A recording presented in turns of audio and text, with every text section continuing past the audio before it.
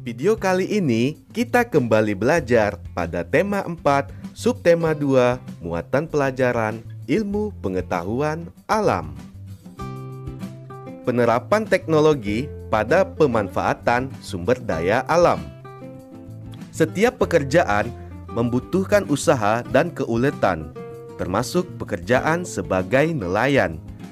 Salah satu teknologi yang dibutuhkan nelayan yaitu teknologi menangkap ikan. Teknologi yang digunakan untuk menangkap ikan yaitu teknologi tradisional dan teknologi modern. 1. Teknologi tradisional.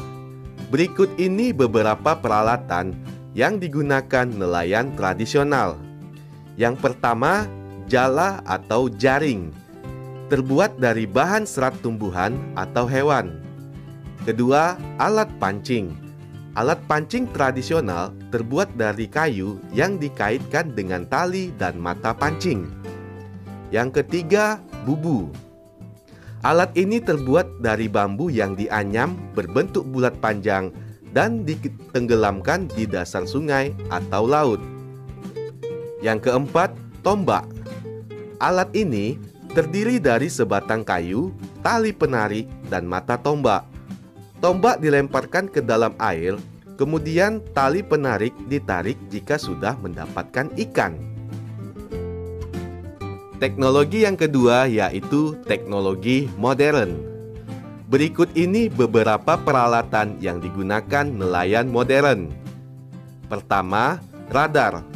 Alat ini digunakan untuk mendeteksi kumpulan ikan. Alat ini membantu nelayan menemukan perairan yang terdapat banyak ikan. Yang kedua, pukat. Pukat dapat menjaring ikan lebih banyak dibanding jaring tradisional. Ketiga, racun. Racun merupakan zat pelemas untuk ikan yang terbuat dari tumbuhan dan bahan kimia. Selanjutnya, bom. Merupakan bahan peledak yang diledakkan di dalam laut untuk menangkap ikan. Perbedaan dan persamaan nelayan tradisional dan modern. Nelayan tradisional menggunakan perahu layar dan menggunakan peralatan tangkap yang masih sederhana. Sedangkan nelayan modern menggunakan perahu bermesin, menggunakan peralatan tangkap modern, memanfaatkan gelombang suara atau sonar. Persamaan dari nelayan tradisional dan nelayan modern yaitu sama-sama mencari ikan, menjual ikan untuk kebutuhan sehari-hari, dan sama-sama mengandalkan perkiraan cuaca dan gelombang laut. Dampak pemanfaatan teknologi bagi keseimbangan alam. Dampak positif penggunaan teknologi yaitu: pertama, teknologi tradisional. Dampak positif dari teknologi tradisional tidak merusak ekosistem. Kemudian, bahan dan alat yang digunakan mudah didapat.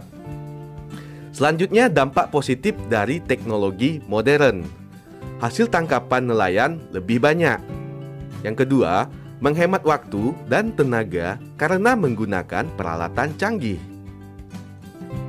Dampak negatif penggunaan teknologi. Dampak negatif penggunaan teknologi tradisional. Hasil tangkapan sedikit karena bergantung pada cuaca dan arah angin. Yang kedua, menghabiskan waktu dan tenaga karena peralatan masih sederhana.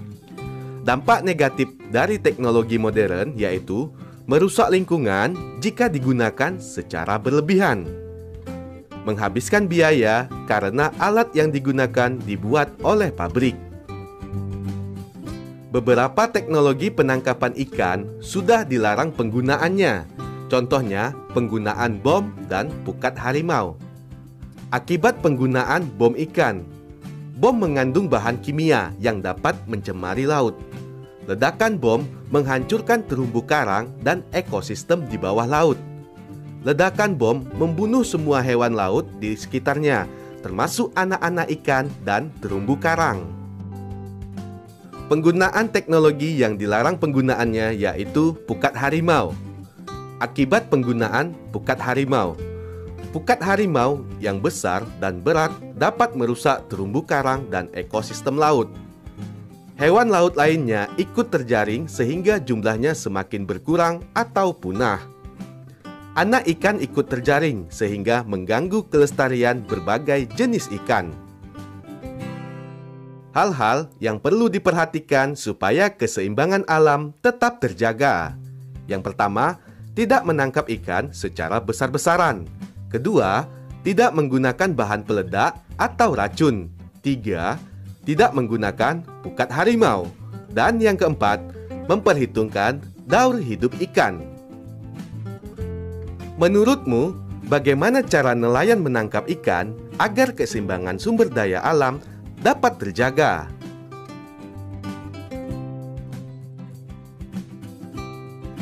Penghematan sumber daya alam dalam kehidupan sehari-hari. Yang pertama, tidak merusak bangunan seperti rumah dan sekolah. Kedua, menanam tanaman sayur dan buah di halaman rumah. Tiga, menggunakan kursi dengan baik dan tidak merusaknya. Yang keempat, melakukan penghijauan. Dan yang kelima, menggunakan barang sesuai kebutuhan. Contoh kegiatan menghemat penggunaan sumber daya alam. Menghemat air saat mencuci. Contoh yang berikutnya, hemat saat menggunakan kertas. Ayo sebutkan apa saja dampak yang terjadi jika kita melakukan pemborosan kertas. Bagaimana cara menghemat kertas dalam kehidupan sehari-hari?